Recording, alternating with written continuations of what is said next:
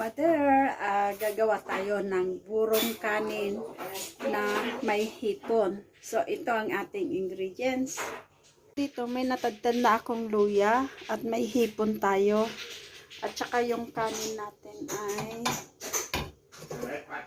nandito yung kanin natin. So, gagawa tayo ng buro. Tsaka kahit mga 10 pirasong hipon lang ang ilagay natin mga mother para masarap, malasa pag maraming sahog. Yan, hipon ang gagamitin natin na panglagay natin sa buro, pero yung iba ang ginagamit ay yung isda. Okay? So, ngayon itry natin subukan ng hipon na ilagay sa ating buro. Mga mother, lulutuin na natin ang ating ginawang burong kanin na hipon ang linagay natin. So tara, samahan niyo akong igisa na natin. So yan, nagisa na natin ang luya, maraming luya. Tapos lagyan na natin yung kamatis.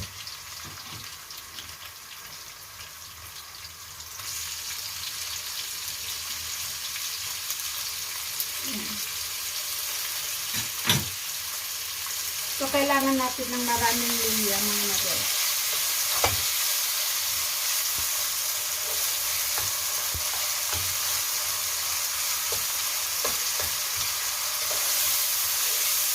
Ang bango ng bawang.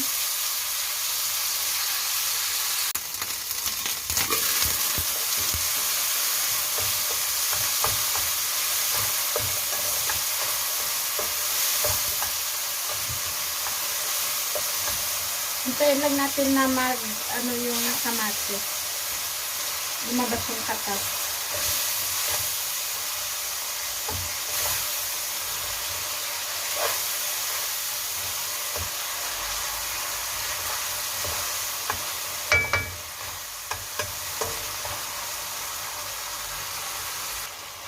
So, lagyan natin ng 2 sili, mga mother. Para medyo maanghang.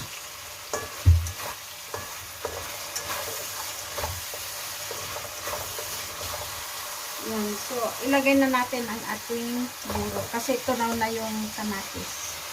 Ay! Shit!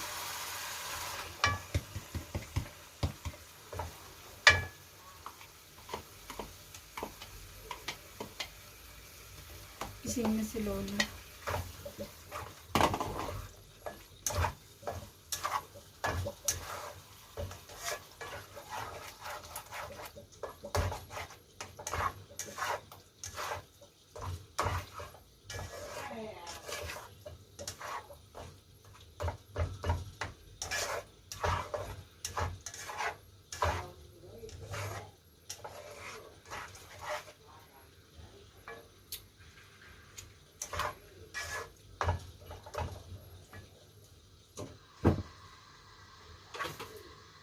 Lagyan natin ng asin.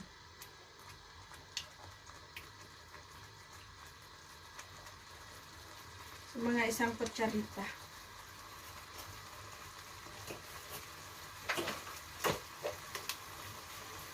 Lagyan din natin ng chicken powder.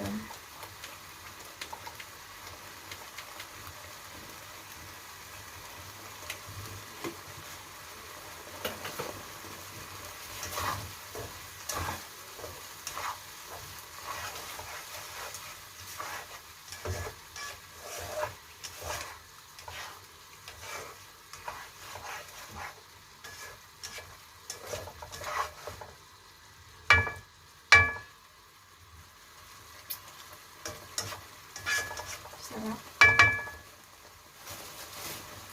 Meron tayong biniling okra, mga mother. So, ilalaga lang natin yung okra tapos yung buro ang ulam natin ngayong gabi.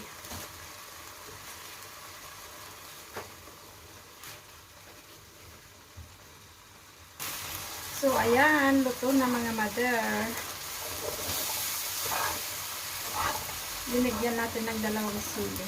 Ang sarap. Luto na siya. Magpatay na natin.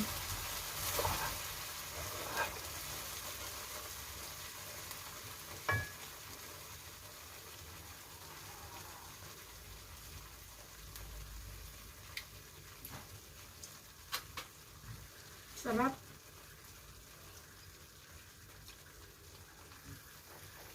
So, ito na siya mga mother. Tapos na natin igisa. So, palamigin lang natin. Tapos, ilagay na natin sa garapon.